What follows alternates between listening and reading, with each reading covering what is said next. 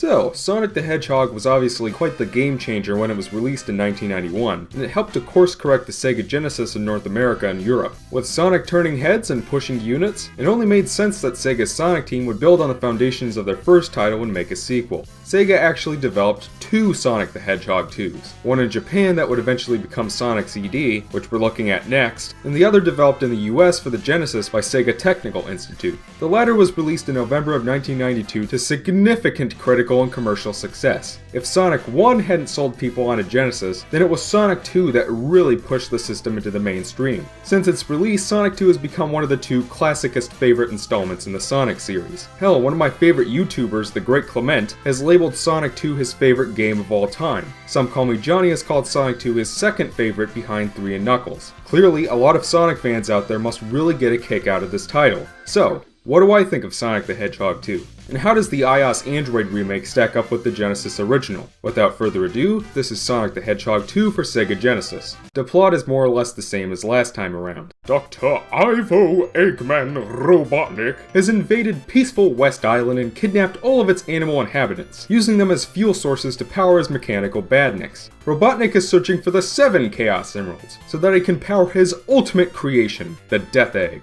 What does this awe-inspiring space station do? Never explained. For all we know, it could just be a giant space disco ball and the good doctor just wants to bust a move. Sonic the Hedgehog and his buddy, Miles Tails Prower, set off to release their animal buddies from the Badniks, collect all the Chaos Emeralds, defeat the scientist, and destroy the Death Egg. Again, it's nothing too complicated, but at least Sonic 2 tries to raise the stakes a little from last time around. When it comes to the characters introduced in this game, I must say that I really do adore Tails the Two-Tailed Fox. As far as his characterization goes, I much prefer smart inventor Tails to baby talk Tails from the classic series in Sonic Heroes. Seriously, his voice actor in that game was just awful, but his characterization doesn't really affect Sonic 2's plot all that much. He does have a number of different backstories depending on which game or show you're looking at, but the basic gist is that Tails was somewhat of a depressed and lonely guy until one day he met Sonic, who was confident, in your face, and full of personality. Tails chased after him, and the two became really close friends. Tails found a sense of self-confidence he didn't have before, and Sonic got a one-of-a-kind buddy that'd follow him anywhere.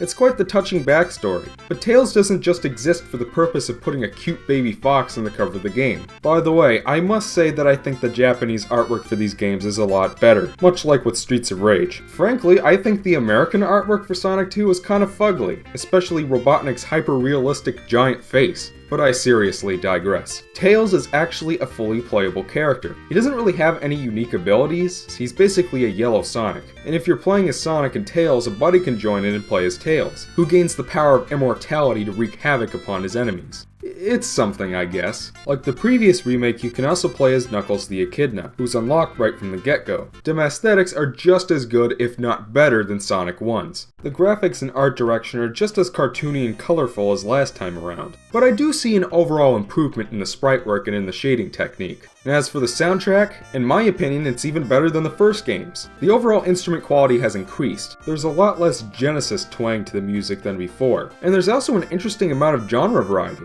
While Hilltop Zone has kind of a western feel going for it, Metropolis Zone has sort of a grungy techno beat. Every track, from the boss theme to the special stage theme to the many stage themes, is catchy and well composed. Absolutely no complaints. Sonic the Hedgehog 2 looks and sounds really nice. Yet gameplay is more or less the same as Sonic 1. Sonic controls exactly as before. He'll gradually accelerate after running long enough, and he retains his spin attack. Introduced in this game is Sonic's signature move, the spin dash. By pushing down on the controller and mashing the jump button, Sonic will rev up like an engine and then he will go zoom. So that means that unlike Sonic 1, you don't have to backtrack halfway across the stage to run around the loop-de-loops. Just let off a spin dash and you're golden. The spin dash is a great addition to Sonic's moveset, but I do have one nitpick. Why couldn't the spin dash have had its own button? The Genesis controller has 3 buttons on it, and instead of assigning the spin dash and the jump to 2 separate buttons, you have this counterintuitive button combination that first-time players won't think to try.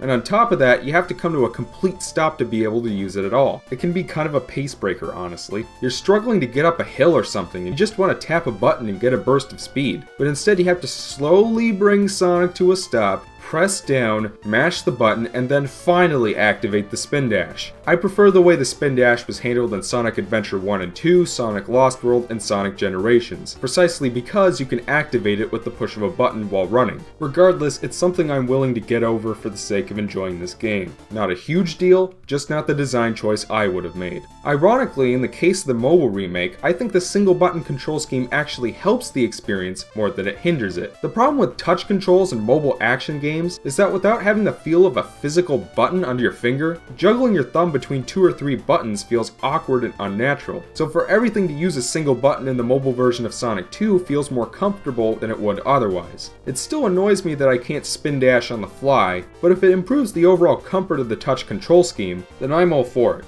On to the locales. Sonic 2 has 11 zones, usually containing 2 acts each, at the end of which lies a face-off with the good doctor and one of his many killbots. The bosses are all pretty creative and fun to fight, by the way, with one glaring exception. While 2 acts may sound kind of short, Sonic 2 compensates by offering levels that are considerably larger than those of the first game. Because of this, Sonic 2 is a marginally longer game than the first. If you're playing the remake, you also have access to an exclusive level, Hidden Palace Zone, which you can enter by jumping into the infamous Pit and Mystic Cave Zone. Hidden Palace was originally dummied out of the Genesis version due to time constraints, but Taxman and Stealth were able to finish the original level and even throw in a new boss fight to boot. It's a pretty cool addition. As far as the layout of these levels is concerned, they were definitely designed around Sonic's speed ability much more so than the first game. There are more loop-de-loops, more curved hills, more springs, more long stretches of slopes or pipes that exist just to give the player a fleeting sense of speed, and more speed boosters. Additionally, while Sonic had a special speed cap in the first game, this has been removed to allow the blue blur to accelerate to ridiculous degrees. While it's nice that the level design complements Sonic's abilities more so than before, it also introduces the overarching problem that Sonic would face going forward. How can we make Sonic fast while still giving the player a satisfying and complete degree of control? Personally, I think Sonic 1 handled this pretty well. While there were plenty of opportunities for the player to go fast and feel speedy,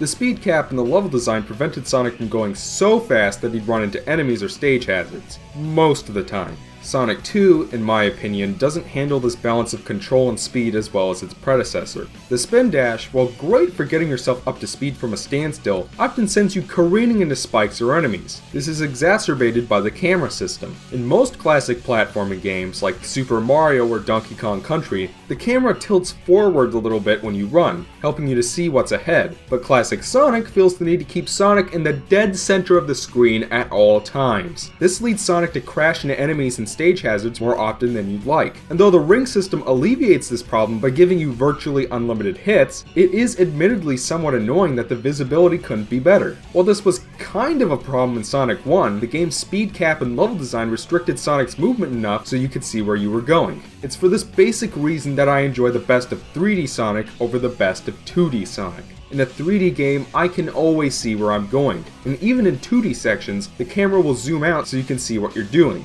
Again, Sonic 2 is very much playable. All I'm saying is that Sonic can tend to slam into stuff when you're running at high speeds, which leads the player to take things at a slower pace than would be ideal. Nothing game-breaking, just kind of annoying.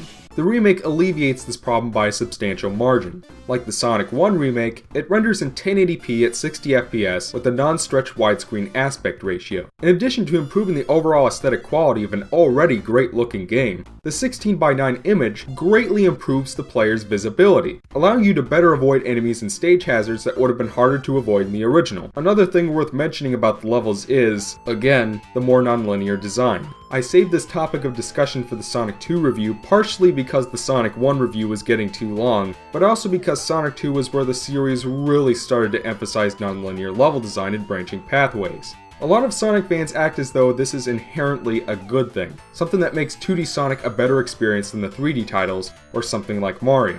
As for me, I think linear level design gets an undeservedly bad reputation. Linear level design allows the game designers to make an unforgettable experience that is nuanced and complete. You're in for the same experience every time you play the game, yes, but if it's a polished and interesting experience, then does that really matter? It's for that reason that I prefer Mario to Sonic. I prefer polished and complete levels to something complicated just for the sake of being complicated. And don't take that to mean that I dislike exploratory level design. On the contrary. I've stated numerous times before that I enjoy hunting for star coins in Mario, bonus rooms and puzzle pieces in Donkey Kong Country, and yes, red star rings in the modern era Sonic games. While you have to go through a set pathway to reach the end, these hidden collectibles give the player an incentive to explore the level design all the way, and reward completionists with extra content and unlockables. With such elements included in the level design, it keeps the level feeling simple and complete, while also containing small nuances and secondary goals to keep the player interested in what they're playing. I felt that Sonic 1 did this quite well. Figuring out which way to go and how to progress was relatively simple. The multiple pathways were clearly split and kept separate, such that it was almost a combination of multiple linear levels in one single level. Sonic 2 is a bit of a different story. Many of them feel on par with Sonic 1, not getting too crazy and remaining relatively straightforward and comfortable to play. Others, like Aquatic Ruin Zone, are utter clusterfucks, twisting and winding around each other in a way that's not easy to tell where a single pathway starts and ends. It's just awkward and clumsy. I imagine that most classic Sonic fans don't really mind this all that much, and see it as a welcome break from level design convention. And if that's what they like, more power to them. As for me, I'm more ambivalent. While the levels in Sonic 2 are still pretty fun to plow through, all things considered, the convolution and awkward level structure of stages like Aquatic Ruin Zone give this subtle sense that the level designers didn't have a whole lot of intentionality in where they placed enemies, stage hazards, set pieces, and power-ups. I want to make it clear that I do not think that Sonic 2 has bad level design. What I am saying is that it feels Sonic 2's level design has a little too much going on sometimes, and that the levels in Sonic 1 are more finished, nuanced, and complete. Again, that's coming from someone who prefers linear level design in his platformers, so take that all with a grain of salt. Time to move on to the difficulty. So remember how in my last review I mentioned that I will never forget what I went through to finish that game for the first time? Well, what I went through with the first game is absolutely nothing compared to Sonic the Hedgehog 2. Why is that? Well, for one thing, there are still limited continues. At this point, Super Mario World was out, and that game had a save feature. There is absolutely no reason whatsoever why Sonic the Hedgehog 2 could not have had so much as a password system. As I said last time, limited continues in and of themselves are not terrible. If a game is specially designed to complement that design philosophy, then I don't mind it. And to some extent, Sonic 2 does balance things out with the ring system and the multitude of chances for the player to nab extra guys or earn continues. But because the ring system gives you virtually unlimited hits against enemies, most of the time you're gonna die because of unforeseeable instant kill bullshit. Sonic 1 had its share of this instant kill nonsense too, and I singled it out as my greatest complaint of an overall well-designed and fun platforming game. When it comes to Sonic 2, on the other hand, it seems like classic Sonic Team felt that the first game was too easy. So they decided to make the sequel arbitrarily harder by putting in more underwater sections, more giant moving stage hazards that can crush you out of nowhere, more bottomless pits that are hard to predict, more spikes every fucking where, and committing some of the worst enemy placement I have ever seen in a video game. Looks like there's some kind of passage down there. Let's check it out. What? That's a pit? There aren't any other pits in this level, so why is that one there? Oh, what the shit? How the bloody fuck was I supposed to know that was gonna happen? Take that, fucknick. I beat it, I did it, I won. Son of a fucking bitch. Oh, nice. Good one, classic Sonic Team, good one. You know, people always bitch about Labyrinth Zone in Sonic 1. You wanna know what's much worse? Metropolis Zone. This zone has a million different stage hazards, goes on for 3 tedious acts, and contains some of the most obnoxious badniks in Sonic history. And good luck holding onto your rings because the enemy placement is absolute horseshit. Oh boy, that Mantis badnik is gonna knock me off, isn't he? Yup, and now I have to backtrack halfway across the level just so I can get the damn platform to respawn so I can move on.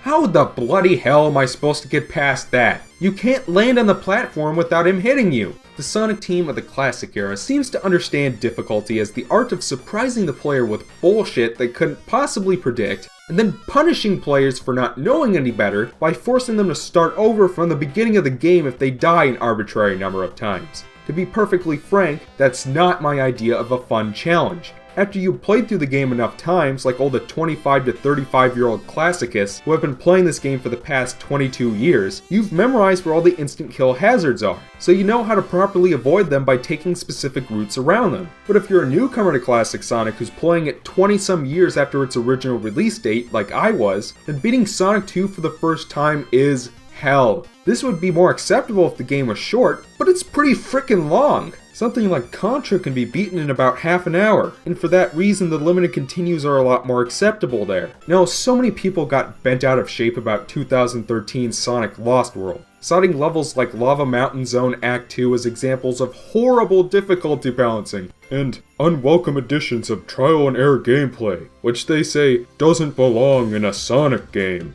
I would agree that this level is pretty damn frustrating on your first playthrough, but someone needs to explain to me why instant kill bomb carts in one level toward the end of a game with unlimited continues and a save feature is too much trial and error, but slamming into enemies and stage hazards you can hardly see coming, glitching through the floor into a bottomless pit, getting crushed by elevators you can't see, or falling into bottomless pits that you can't predict is perfectly acceptable in a game where dying too many times means you not only have to redo the 3-minute long level you were playing, but the entire game. If you're gonna bitch about the difficulty balancing in Sonic Lost World, then I'd like you to remember that your precious classics didn't have the greatest difficulty balancing either. And then there's the special stages. I made no secret in the last review that I considered it the weakest part of Sonic 1, especially seeing as the reward for getting the Chaos Emeralds was pretty much worthless. So, are the special stages in Sonic 2 any better than the first games? Once again, I want to stress that the special stages are optional. If you don't want to do them, you don't have to. So no matter what I feel about the special stages, it doesn't affect my overall opinion of Sonic 2. And in some aspects, the special stage system is an improvement over Sonic 1.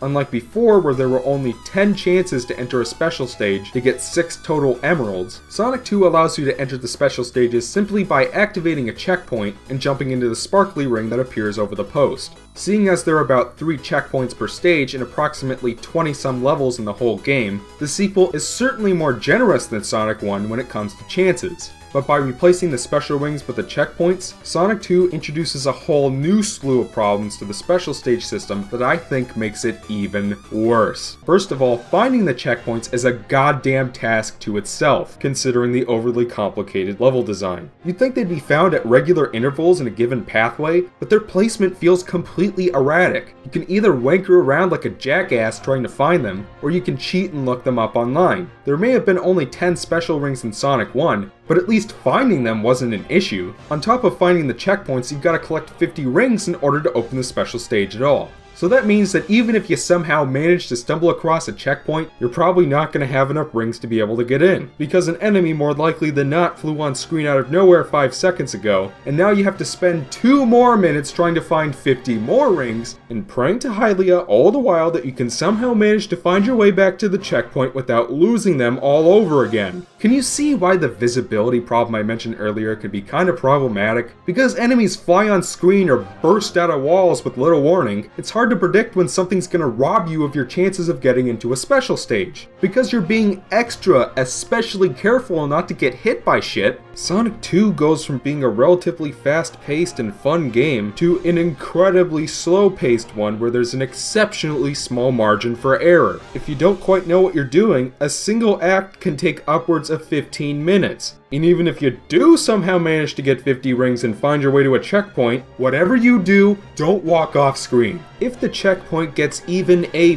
pixel out of bounds, the sparkly ring will disappear and you'll have screwed yourself out of a chance of getting into the special stages. Trust me, it sounds like it wouldn't be that bad, but it'll fuck you over more often than you'd think. Assuming you can actually do all that shit, you'll arrive in a special stage, which depicts Sonic and Tails running down a pre-rendered CG corridor, collecting rings, avoiding spikes, and passing special gates. And the stage design is absolute balls. If Sonic fails to collect a specific amount of rings by the time he reaches a gate, you lose and get kicked out of the stage with no option to try again. And there is absolutely no leniency. There is just barely enough rings, and if you get hit more than twice, you're boned. And because the stages are pre-rendered, it's hard to see what's coming soon enough to prepare for it. So you'll be walking down the hallway when it suddenly lurches upward, and a fucking ball spike pops up out of nowhere, and you only get half of a second to jump over the sodding thing. Or maybe you're rounding a corner, and because you're trying desperately to avoid getting hit by another surprise ball spike, you jump prematurely, only to miss a huge important pocket of rings that you sorely needed to get through that next gate. It's impossible to know where the rings and ball spikes are going to be unless if you memorize every single solitary part of all 7 of these special stages. And highly I help you if you bring Tails along. Not only does that raise the number of rings you need to pass through the gates, but his AI is broken as all fuck. He copies your movements about 3 seconds after you do them, so you gotta jump over ball spikes 3 seconds in advance. Because stuff just sort of flies on screen without warning, Tails is going to constantly slam into shit and lose your hard-earned rings. A second player can control Tails, but that doesn't really help things that much. They have to memorize the stage layout too. You can choose to play the game as just Sonic, but that doesn't change the fact that these special stages have some truly god-awful and obnoxious design. And believe you me, there is nothing worse than finally making it to the end of the stage only to discover that you're 1 or 2 rings short, to which the Emerald replies by lazily floating away. What's preventing Sonic from running faster and grabbing the Emerald? At least in Sonic 1, losing clearly ejected you from the stage. Here the game just sort of says, you lose, I guess. Oh, start spinning, spin. Oh my god. We're gonna get like 209. No! I fucking knew it! And when you lose the stage, you lose all of your rings. And most of the time, there aren't any rings next to the checkpoints. And if there's an enemy or a boss next to the checkpoint, fuck! You'd think that in a game where getting a game over means you have to start from the beginning, that classic Sonic team would have made the design of these stages a little more forgiving, but no. The only way you will beat these things is with a tremendous amount of memorization and trial and error. There is absolutely no doubt in my mind. The special stages in Sonic 2 are by far and unquestionably the worst special stages in the entire classic series. There is absolutely no fun or enjoyment to be had here whatsoever. The Sonic 1 special stages weren't that much fun either, but at least they were structured in a way that kept the game moving. It didn't force the player to spend 15 minutes winkering around a given stage looking for a checkpoint. If by some miracle you can actually get all 7 emeralds in one playthrough without getting a game over, then you unlock Super Sonic. But frankly, that's a big ol' lift, because unless if you're a Sonic 2 god, you have absolutely no chance in hell of getting him at all. My brother and I were able to do it once, after using up every continue we had in the last few zones of the game to respawn the checkpoints, and while Super Sonic is really cool if you can actually get him, the tedium and frustration you have to go through to unlock him is just not worth it. You don't even unlock Super Sonic permanently. The moment you hit the power button on your Genesis, you have to get the Chaos Emeralds all over again. And as for the ending you get, I agree with Johnny on this one. It's actually not as good as the bad ending. And then there's the end game. Spoiler alert!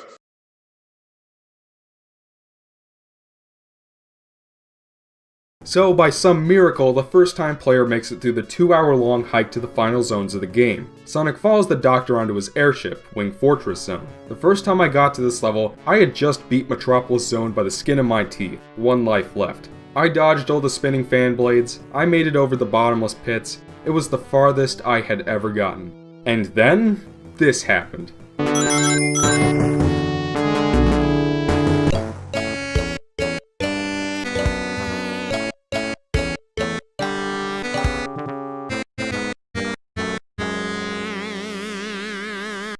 I was fucking livid. 2 hours of my life down the drain. And all because I didn't know I was supposed to let go of the right button when going off this launcher thing. How would anybody think to do that? I was so pissed that I put this game down for over a year. When I sat down to play it again, I was hell-bent on finishing it. I built up a stockpile of lives and continues, I made it to Wing Fortress, and I got on board the Death Egg. It's time to show this game who's boss. Let's finish the... Where are the rings? Where are the damn rings? No, they must have put them over here, right? After all the trouble I went through to get this far, they wouldn't be so sadistic as to throw me into the final boss battle without any rings, right? Right? Oh, brilliant. Lovely design on this boss. You gotta, like, jump into the side of his face. That's not frustrating or awkward at all. And down he goes. Wait, there's more? Hey, Robotnik can run faster than Sonic. That's cool. Wait, what's that? Oh, shit. Alright, I've got to be able to kill him. Jump into the... What?! How did I die? Did I get killed by the spikes on his hand? How can I die from something that's in the foreground? And the spikes are directly in front of his chest where his weak point is, making it near impossible to attack him without killing yourself. And even if you do somehow manage to damage him, he takes like 12 hits. And if you die on the Death Egg robot boss, you gotta fight Silver Sonic again. The first time I reached this boss, I got a game over. The second time I reached this boss, I got a game over. The third time I reached this boss, I got a game over. I was so hell-bent on beating this game that I finished 4 full playthroughs back to back, each ending in a game over, simply because I just did not know how you were supposed to beat this boss. And I do object to the fact that there are no rings. You can't force the player to become reliant on rings for 2 hours and then suddenly take them away just for the sake of making the game arbitrarily harder to beat. To all those people in the comments saying, oh, it's the final boss, it's supposed to be hard, I just roll my eyes. Just because it's hard does not justify the bad game design. There are ways they could have made this boss hard and still give the player rings. I mean, tell me truthfully and honestly, is there really any good reason whatsoever why there could not have been a single ring? And yes, I am aware that the final boss in Sonic 1 didn't have rings either, but that was only one boss, and defeating it was relatively straightforward and easy to figure out. The Death Egg robot, on the other hand, is a different story. How was I supposed to know, my first time playing, that you're supposed to get him to drop down for the ceiling and bend over, jump into his chest, run to the other side of the room, and rinse and repeat for what feels like 20 goddamn minutes? I'm sure that there's someone out there saying, when you know what to do, it's really not that bad. And yes, there is some truth to that. Since my first playthrough, I've adjusted to the Death Egg robot's crap factor, and I can consistently beat him on my first try. But that doesn't mean my first playthrough wasn't frustrating as all hell. And besides, most Sonic fans don't seem content to let the "it's not that bad if you know what to do" logic apply to the Zavok fight in Sonic Lost World. Yeah, that's another Sonic boss where defeating it is confusing and frustrating. When you know what to do, he's really easy. If you don't, he's pretty much unbeatable. And many Sonic fans, including yours truly, felt that the Zavok fight was frustrating and annoying to play for precisely that reason. So, why is it that we're perfectly content to bash the Zavok fight for being confusing and frustrating to play, but the Death Egg robot fight is perfectly fine? I mean, at least the Zavok fight had rings, and at least it was a lot shorter and more interesting. At least getting a game over didn't mean replaying the entire game. You can't heavily scrutinize one game just because it's new, but then completely excuse another game for doing the exact same thing except arguably worse just because it's old. That's not how it works. While I still think that Dark Gaia is a worse final boss fight than the Death Egg robot, I'd still rather fight Solaris. I'd still rather fight the Time Eater. After getting a game over on this asshole for the 4th time, I looked it up online. I just wanted it to be done. And on my 5th full playthrough, I finally landed a 12th hit on the Death Egg robot and watched him crumple to pieces at my feet. The Death Egg blew up, Tails rescued Sonic on his airplane, and the Doctor's plans of world domination were finally destroyed. As the credits rolled, I felt a strange mixture of pride and frustration.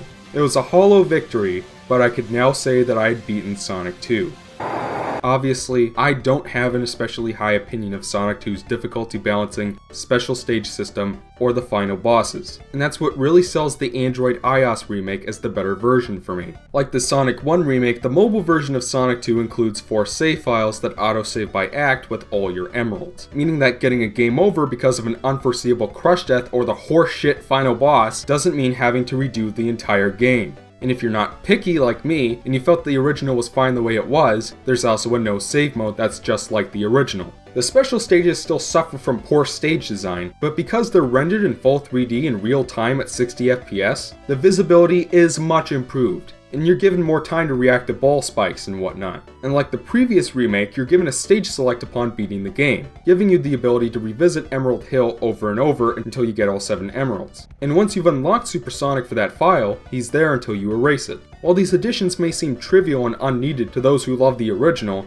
in my opinion, these are major additions that drastically improve the game's accessibility for newer players and strengthen the game's overall enjoyability. So, remake or rebreak. What's the verdict? The Taxman and Stealth version of Sonic 2 is an easy replace. The definitive Sonic the Hedgehog 2 experience. In addition to faithfully recreating all the things that were great about the original, namely the graphics, the music, the 3-player characters, and the overall level design, it fixes everything that was not so great and adds a brand new level to boot. The save feature removes the problems with the difficulty balancing and makes the experience more accessible as well as enjoyable for newcomers and veterans alike. The graphics have been remastered in 1080p HD at 60 FPS, not only making the game even more aesthetically pleasing than before, but also improving the player's visibility and sense of control. While I still hate the special stages with a burning passion, the save feature removes game overs from the equation and allows you to unlock Supersonic once and keep him forever. And on top of all of this is a time trial mode, achievements, leaderboards, and the inclusion of a fully playable hidden palace zone. The result is an exceptionally nuanced and polished 2D platforming experience that I would recommend to absolutely anyone with an iPhone or Android and $3 to spare. The Taxman and Stealth remake, in providing a revamped and definitive Sonic the Hedgehog 2 experience, takes a game I've always been pretty ambivalent about and turns it into something I truly and wholeheartedly enjoy. And that segues into my final discussion of Sonic 2 as a game. In his review of Sonic Lost World, Some Call Me Johnny said that he will never forget the misery that was his first playthrough of Sonic Lost World, and that though the game grew on him in a second playthrough, he quips that if your first experience of a video game is very hit and miss to begin with, what exactly compels you to go back and try again? I could say the exact same thing about my experiences with the Genesis version of Sonic the Hedgehog 2. The 2 years it took me to finish Sonic 2 for the first time was truly one of the most frustrating experiences I have ever had with a video game, and that experience has left me with a mixed reception of Sonic 2 in general. My overall opinion of this game has improved with repeated playthroughs and a greater accumulation of skill with the classic Sonic formula. And there are certain aspects that I've always liked. The music, graphics, and art direction are great. Most of the bosses are a lot of fun to fight. The levels are generally enjoyable to plow through. And frankly, if you're just playing through Sonic 2 like normal, ignoring all the special stages and brushing it off when you slam into an enemy and lose your rings, this game can be really fun and worthwhile. But then there are the things that I have never liked. The special stages, though technically optional, are by far the worst of the classic series. Though the level design is good overall, a handful of the zones don't seem as well thought out and designed as those of the previous game. While the levels emphasize Sonic's speed more so than Sonic 1, this comes at the cost of less control. And though the game remains perfectly playable throughout, Sonic 1 is the overall smoother experience when it comes to control and progression. Additionally, the enemy placement can be really fucking obnoxious, and there are spikes everywhere. The final boss is frustrating as all hell, and the game's difficulty balancing is tremendously flawed, due to the game's sheer overabundance of instant kill deaths that more or less require a bothersome level of trial and error to conceivably avoid. For these reasons, I consider Sonic the Hedgehog 1 to be a better designed, smoother, and more enjoyable gaming experience than Sonic the Hedgehog 2. I'm sure that a lot of people want to nail me to a cross for saying that, but that's my opinion and I stand by it. I want to make it perfectly clear that I don't consider Sonic the Hedgehog 2 to be a bad game. I just find the frustration factor to be a little strong for my taste, so I find my personal preference leaning elsewhere. You don't have to agree with my opinion, you don't have to like it, but that's how I feel. While I do consider the Android iOS remake to be vastly more enjoyable than the Genesis original, I still find the Android iOS version of Sonic 1 to have a slight edge in terms of level design and speed balancing. The difference is smaller, and I still like both remakes quite a bit, but if I had to pick my favorite of the two, my vote still goes to Sonic 1. Obviously, I would not personally agree that Sonic 2 is the best game in the series, but at the same time, I don't begrudge those who do. If you can and really do enjoy the Genesis version of Sonic 2 despite its flaws, then know that I respect your opinion. To those Dreamcastians or modernists that want to get into classic Sonic and see what everyone is so excited about, I recommend saving Sonic 2 for when your classic Sonic skill set is developed and ready. And who knows, maybe you'll have more fun with it than I had my first time through. Provided that I haven't scared you all off, next time we'll be looking at Sonic the Hedgehog CD for the Sega CD, as well as its mobile remake for iOS, Android, and Windows Phone. Until then, I'm exoparadigmgamer, and I hope you got something out of this review.